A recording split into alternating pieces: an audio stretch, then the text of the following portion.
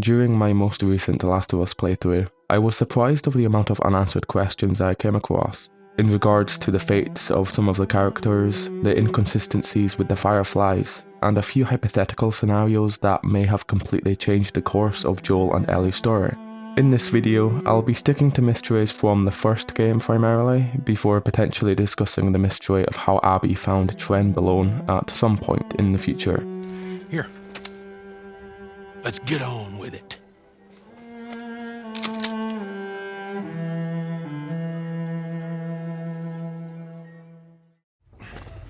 She did hold her own back there. You ain't gonna make it. I think it's only fitting we started with Bill since he's the only prominent character in the game whose fate is unknown. Even during and after the events of the second game, we never really speak to him again, and after fulfilling his favour to Joel, his last words aren't exactly friendly either. We need to talk more about how long he lived, the popular theories, including where he could have gone after the supplies around Lincoln inevitably diminished. Because Bill survived as long as he did, I doubt that he was ever in much risk of dying after we dropped him off in the outskirts of his town, even if they were being chased by a dozen clickers. It's true that everything north of the church was uncharted territory, but with Joel's help they were able to wipe out most of the town's infected population, as far as we can tell, including the only real threat to him, which was the bloater in the high school gymnasium. The wiki itself states that Bill was well equipped to survive the outbreak long before it even happened, his technical abilities allowing him to fortify the town with defenses, traps, and mazes to outrun infected. He was an extremely adept scavenger. During his partnership with Frank, they essentially gathered all of the town's weapons and resources since they were the only two people around for miles. The closest they would have been to human interaction were the military officers who drove by every few weeks or so. There's a lot more evidence and theories we need to discuss, but it's clear that Bill wasn't in danger of becoming infected. Ironically, he's one of the only characters in the series who actually has the strength to push a clicker off of him without a weapon. I'd rate this a 1 out of 10. The community have theorized that prolonged isolation, combined with Frank's passing, left him unable to survive into old age. We'll talk more about Frank in a second. When we go through the documents around Boston and Bill's town, there's numerous letters from Bill, mostly written to himself as reminders to complete chores around the town, some mentioning tests during his time as a smuggler. Frank attempted to smuggle himself into the Boston QZ after their falling out. The other important thing is that Joel and Ellie took his only reliable means of escape if he ever needed it in an emergency situation. There's still one more theory coming up, but the idea of him still being alive is possible despite his limitations when it came to smuggling supplies from the city, with Joel and Ellie no longer in the picture, or having people around him to help if he ever became sick or injured. I'd rate this a 5 out of 10. The third and final answer is that he committed suicide. That Frank's letter had somewhat of a profound effect on him, among other disturbing details that are easily missable. When we give him the letter, Bill is very emotional, audibly surprised that his partner didn't have anything nice to say in death. He's holding back tears. I found this in there and I figured you should have it. Well, that's how you feel. Well, fuck you too, Frank. Fucking idiot. You ready to go? This hits way harder considering he just found the body seconds before this. There's also a hidden piece of dialogue where he's shocked to find more of his belongings that Frank stole before leaving. Before we leave for Pittsburgh, Joel consoles him one last time. Again, he's visually suppressing emotion. I can only imagine how much worse this would have become over time, without anyone else to talk to, and having the only person you cared about say they'd rather die than spend another day with you. Bill blamed himself for Frank's death. As a man with severe trust issues and paranoia, he wouldn't have been able to carry such guilt without losing trust in himself. Unfortunately, this theory becomes even more convincing. Before entering the church, there's a small wooden shed that most of us would have just walked past or forgot it even existed. When we go inside and look up, there's a rope hanging from the ceiling. Because of its placement and short size, the most common theory is that this was a noose that Bill attempted to use unsuccessfully.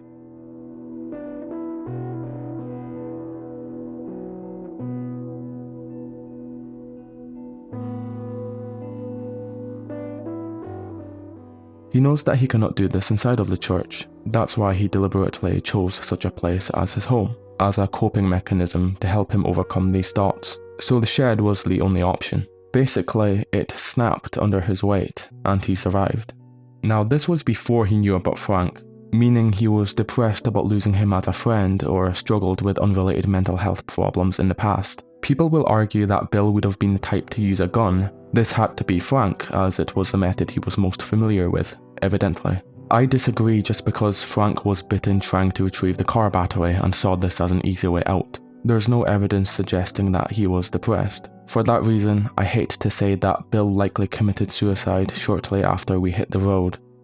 If instead he had a change of heart and decided to travel with Joel and Ellie to Jackson, I'd like to believe that he would still be alive, but he just couldn't leave his past behind. He did mention that he was more afraid of normal people than the infected.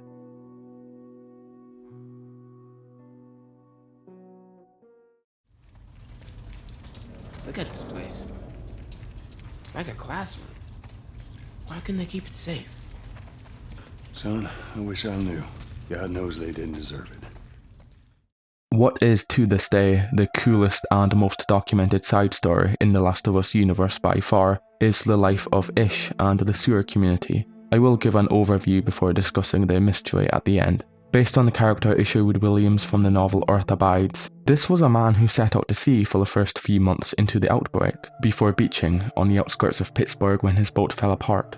The first of many letters, found here in the cockpit, documents this portion of his journey in great detail. It's unknown what he meant by dodging the chaos and mayhem though, as there was no way that infected were an issue for him. Either the waves were that bad, or the military had control over the coastal regions of the US and he had to constantly avoid being sunk or forcefully taken to a QZ. But tell me what you think.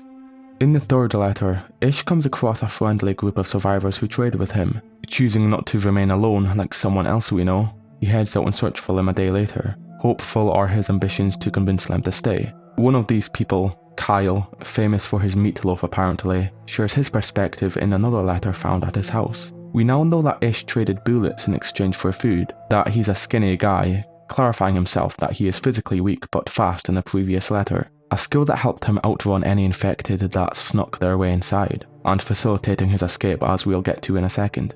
A children's drawing showing him next to Danny, who appears to have a stocky, strong build.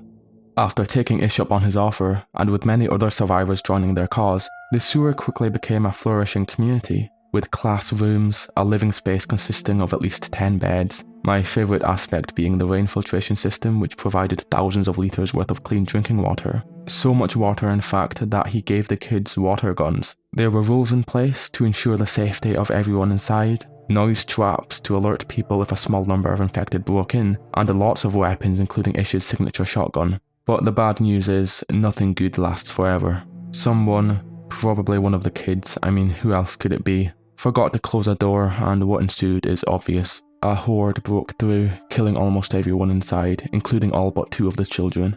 Kyle took some of the kids to the hiding spot while waiting for Ish and the others to try and save him. A woman named Susan tried to, but Ish held her back. Help never came. There was no way for the kids to survive, so he put a blanket over their bodies and put them out of their misery before turning the gun on himself. Judging by the state of Kyle's body, the clickers are what remains of the horde that broke in, and the stalkers are what remains of Ish's community. Everyone except Ish, Susan, and the aforementioned 2 children survived, while Danny's fate is unknown. So what happened next? Quite the extensive overview on the history of the sewer, but now we can finally talk about the mystery. Are these people still alive? When examining Susan's immediate reaction to losing her kids, she's in a state of shock and refuses to talk to Ish. He's equally as distraught. In quote, "Every part of my being wants to give up. It would be so easy to surrender to this world." He does, however, immediately shift back to his more familiar humanitarian outlook. To close one theory right off, he wouldn't have committed suicide. In his own words, he wanted to stay strong for Susan. Her and the kids are what kept him going around this time. This is a shot in the dark, but I may have a good idea on who these 2 kids are. I'm not sure if she survived or even became part of Ish's community in the first place, but there's a young girl named Kara who lived next door to Kyle.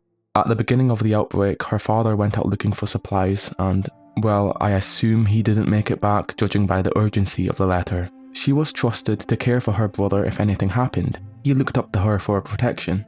I find the idea of two kids surviving the horde odd unless they were siblings who stuck together like glue. Furthermore, as she's deemed important enough to be given a name, and because she lives nearby, that's enough to convince me that Kara and her brother were in fact these two kids. Everything after this point is speculation. Some people think they all lived happily ever after, a sentiment that I'm sure Ish himself would have loved to hear. I like to think that he did. I came here to make this exact same comment. I like to think that he did with a few other survivors, after they managed to find a new location to keep safe, then encountered a few of the survivors of Henry and Sam's group, and I'm sure they all lived happily ever after. Someone else said that Ish is actually David. I thought only I could rationalize a theory that weird. It's funny that there's some credibility to that, but I'll save it for another time. In summary, I think it's fair to say that 5th place is Susan. She couldn't function anymore and is no longer with us today. Danny is the 4th and most complicated, with a looming question mark over his possible escape from the sewer and if he even made it out at all. If he did, he would easily be number 1. I see him surviving a very long time. He sat alongside Ish as the two protectors of the group, proof that he could easily handle himself in any situation. That's if he didn't try and reconnect with Ish and the others in the coming days.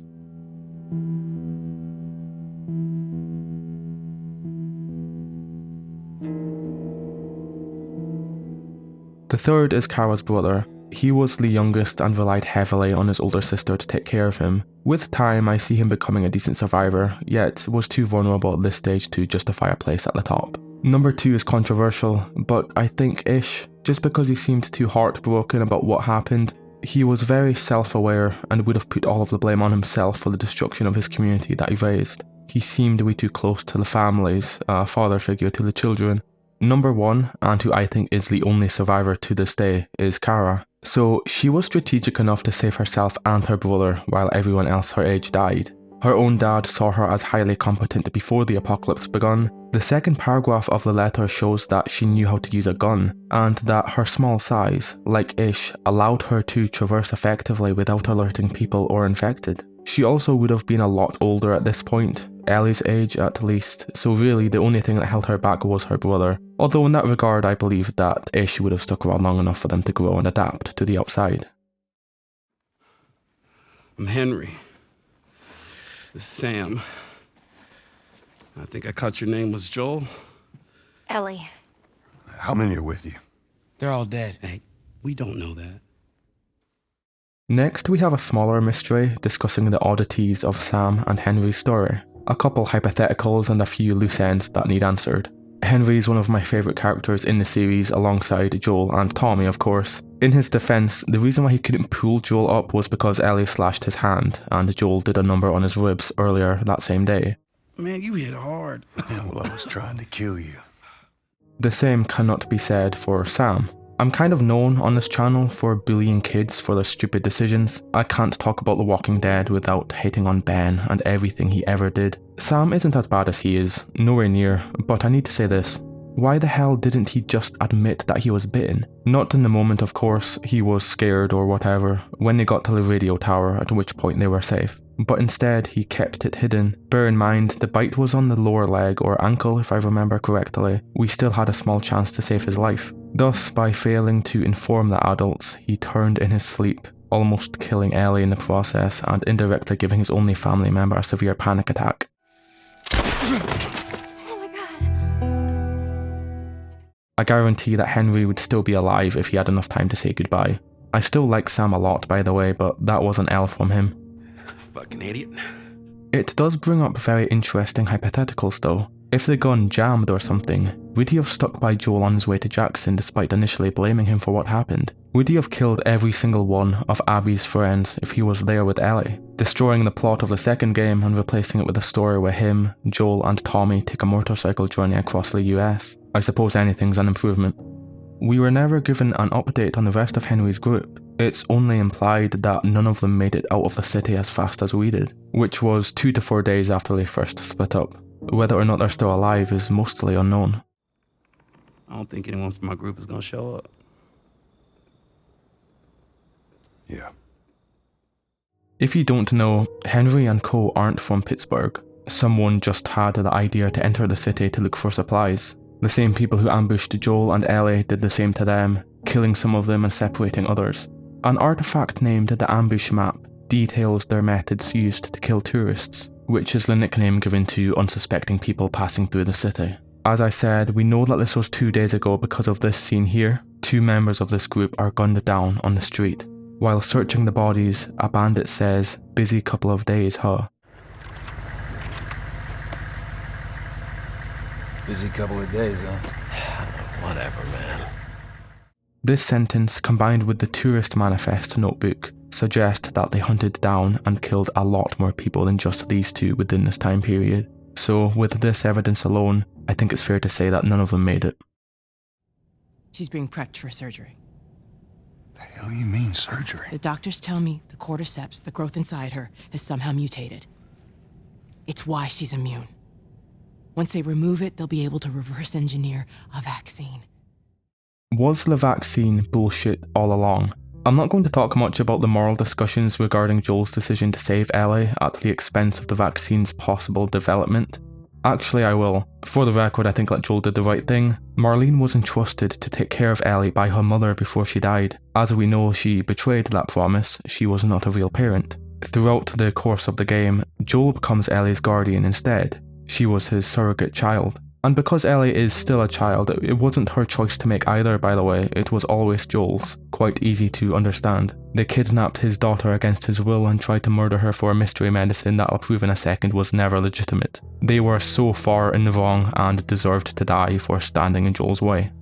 Even if you want to go down the road of Ellie deserving the final say as Joel wasn't her real dad, that still wouldn't work because she didn't consent either, having no recollection of anything after the tunnel incident. You know that part where Joel was clearly not a threat and was almost killed himself trying to resuscitate her? The fact that some people defend them is shocking to me. Now onto the evidence. At the university and hospital, there's several voice recordings from Firefly researchers. Those found earlier depict accounts of experimentation on monkeys. During their evacuation, one of them bit a narrator of some voice messages. A doctor named Eric Griggs, whose pendant is found in the same room as his body. Before he died, he recorded a second message, rightfully using his final moments to criticize the Fireflies for their incompetence and the atrocities that they committed. Out of all of the researchers, Eric was the only one who had some common sense. I also admire him for freeing the animals, even if they were infected. At the hospital, we find what I can only describe as the hysteric ramblings of mental patients. Abby's dad and Marlene failing to pinpoint where exactly Ellie's immunity comes from, before coming to the conclusion that, quote, "there's no way to extricate the parasite without eliminating the host." Again, the point of this is to illustrate their incompetence. It's a popular belief that they didn't have a clue what they were doing. The doctor straight up admitted to having no clue what made Ellie immune. The doctor just wanted to kill Ellie and poke around in her corpse and hope that he found something useful they could turn into a vaccine. But given their limited resources, it seems pretty obvious that that was an idle hope. There's also the notion that removing Ellie's brain tissue was the only way to develop a cure. Many people by this point have correctly pointed out that immunity to fungal infections stem from youthful T cells in the bone marrow. So killing her to remove her brain was never necessary. Additionally, lies such as the whole vaccine medication for fungal infections myth, there's not a single approved fungal vaccine in human history. It's been talked about to death by this point, so I'll stop here, even if I could go on for ages about their lacking ability to proceed with manufacturing and distribution of the vaccine had they finalised it. Marlene said she lost everything crossing the US, so I don't know how she was ever going to make it to Poland. How it wouldn't have actually saved much lives, because immunity does not make you bite-proof, and so on. It doesn't exist, it never existed, Abby's dad's a liar and a psychopath, that's just the truth. Also, he only has a bachelor's degree, he's not even a real doctor, he never was. But I ain't taking that girl off your hands. This is how you gonna repay me, huh? Repay you? For all those goddamn years I took care of us. Took care. That's what you call it? I got nothing but nightmares from those years. You survived because of me! It wasn't worth it? The events surrounding the 20-year timescape have never been explored in much detail, despite many references indicating that Joel struggled severely and was at one point a horrible person. Most of it is left intentionally vague. Examples of this are right after the ambush in Pittsburgh. Ellie asked him how he knew about the setup, and Joel says this. How did you know? Know what? About the ambush. I've been on both sides. Oh. So, did you kill a lot of innocent people? At Jackson, we hear the nightmare line from Tommy, which is enough to suggest that Joel's actions terrified him, including evidence of Joel beating his brother when things didn't go his way in the "we ain't back in Boston" line. He was so afraid of Joel that he didn't bother to fight back. Directly after this argument, Tommy says, "You still remember how to kill, right?" I think this ties into their past very well.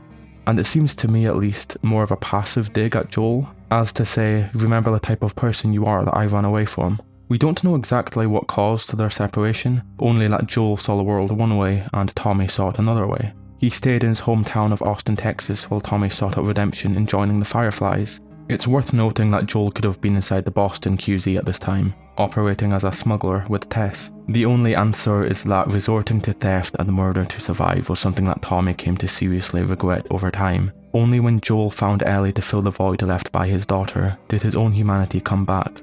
In the final scene, we see that even Joel deeply resents the things he did, but he holds his watch as he's thinking about these things. None of that is on you. No, you don't understand. I struggled for a long time with surviving. And you... no matter what, you keep finding something to fight for. It represents his inability to move past it. He didn't have anything to fight for back then.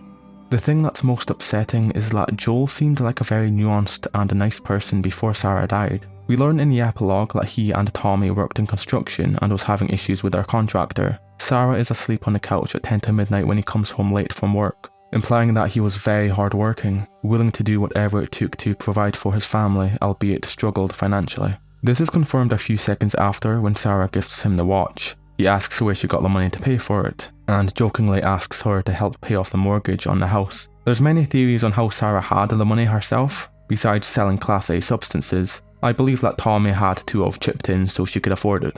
That's why Tommy's so awesome. But in reality, this makes their falling out so much worse. Joel may have subconsciously put some blame on Tommy for crashing the car, so I wanted to close off this video with a fun hypothetical scenario. If Tommy didn't crash the car, what would have happened?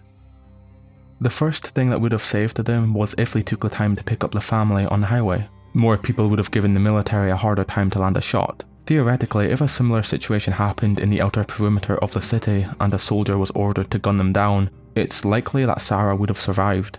I don't like to use Google Earth that much, but in this situation it will help to determine the route that they would have taken. They took the Eastern Highway 71 into the city before turning south into the 35 which leads to San Antonio. Tommy then took a detour through the inner city before the crash occurred. If this didn't happen, he would have followed through on their idea to head south. I don't have a good reason why, so it's anybody's guess. Maybe they had family down south, or the residents of Austin were ordered to take that route. It's strange that the military were told to shoot down any civilians that came to that area of the city, but at no point were soldiers seen shooting people inside of their cars on the Southern Highway 35. They faced many more challenges on the road, but eventually they would have made it to a QZ safely. Joel had no other choice this time. The methods he used to stay alive on his own were so extreme that he couldn't have resorted to such things if he knew his daughter was still alive and watching. As for Tommy, he wouldn't have had a good reason to abandon his family to join the Fireflies in this hypothetical either. Marlene and Tess never knew that Joel existed, or at least Joel wouldn't have any affiliation with them. Meaning, Ellie would have still been born but later killed for that 0% chance of creating a vaccine. And needless to say, the whole Abby thing would have never happened as well.